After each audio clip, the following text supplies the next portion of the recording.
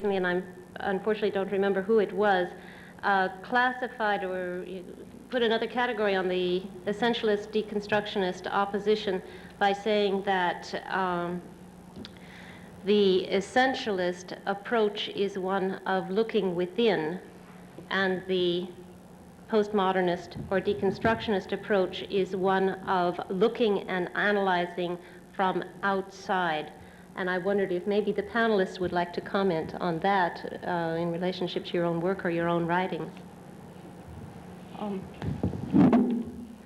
I have trouble with the word deconstruction because I'm still trying to figure it out.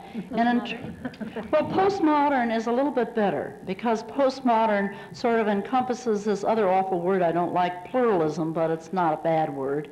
And also I sort of like Hal Foster's in his book, The Anti-Aesthetic, talks about a postmodernism of accommodation and a postmodernism of resistance. And I sort of like that to kind of think about, because there certainly is what looks like a kind of chic art that is just there, it's just another commodity.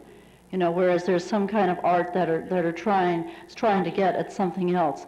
Deconstruction, though, when you think about it as an art historian, and you think about Michael Fried and some of the people who have been doing deconstruction, David Lubin, it's usually analyzing a picture.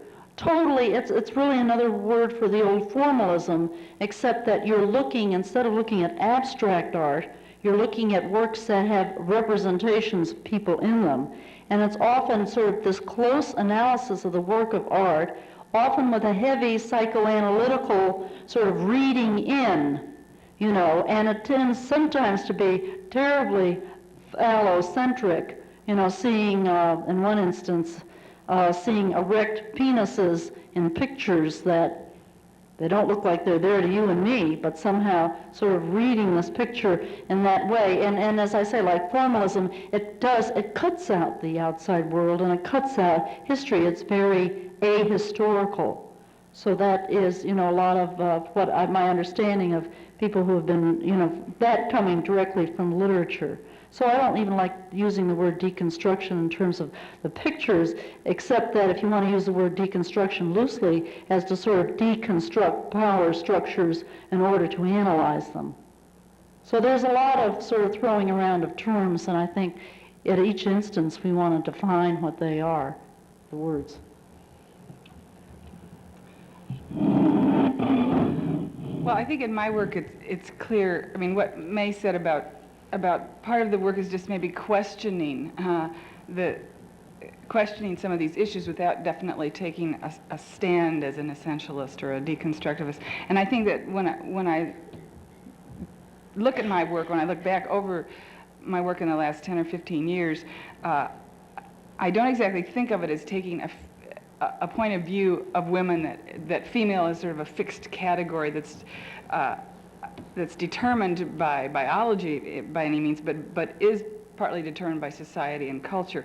And I think maybe what I'm thinking of as a deconstructivist point of view is that it's not something that is a fixed category, that it's in process. So in my work, I think, well, it comes rather intuitively, and when I look back at it, I see sometimes where I do think of it as a fixed category, and I'm questioning that, investigating those stereotypes, and other times when I think it's a real in-process thing.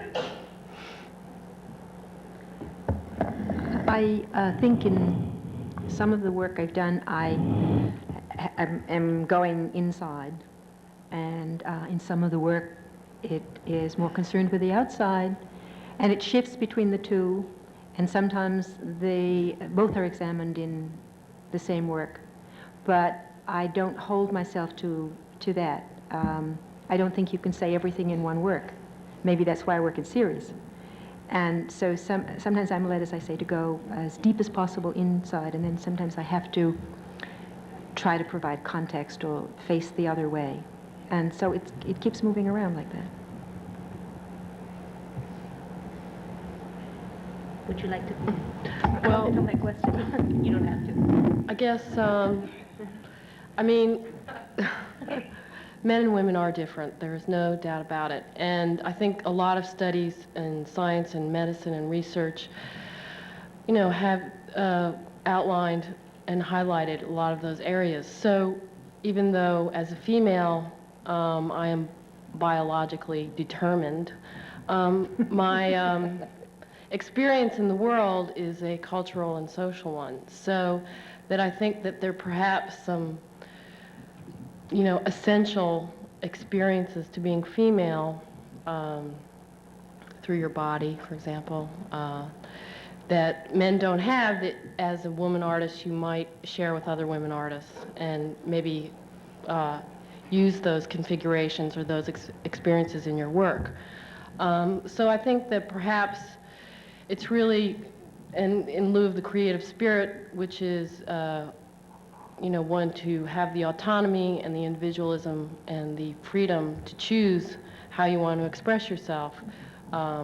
You might touch on one or either or none or any combination therein. I think in the context of my own work, I think I've probably explored both and hope to continue to have it unfold and explore whatever I feel necessary. What Pat was saying before about men learning from women's art was interesting. There are two examples that come to my mind immediately about art created by men that seem to me to be very directly influenced by the women's movement. And they were both about male sexuality, but what they were about was male vulnerability. So that John Copeland showed photographs at the New Museum of his naked, old, bulging, fat body with hair all up and down the belly and so on. And it was amazing to see a man publicly show his genitalia. He's a 60-year-old man, and his body is in bad shape.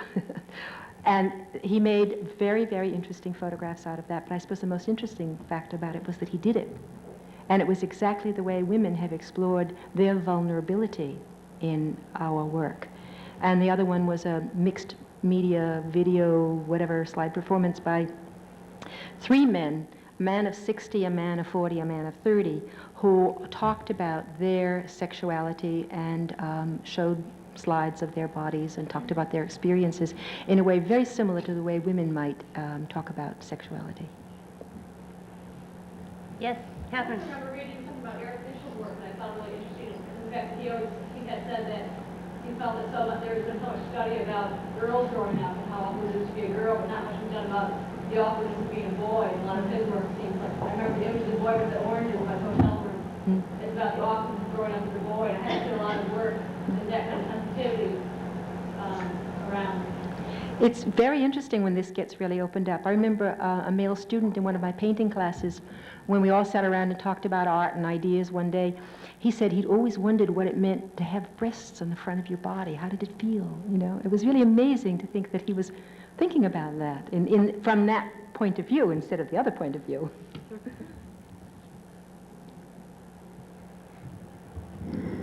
Are there any further questions? Well, then I would like to thank you all for being here. We very much enjoyed your presence.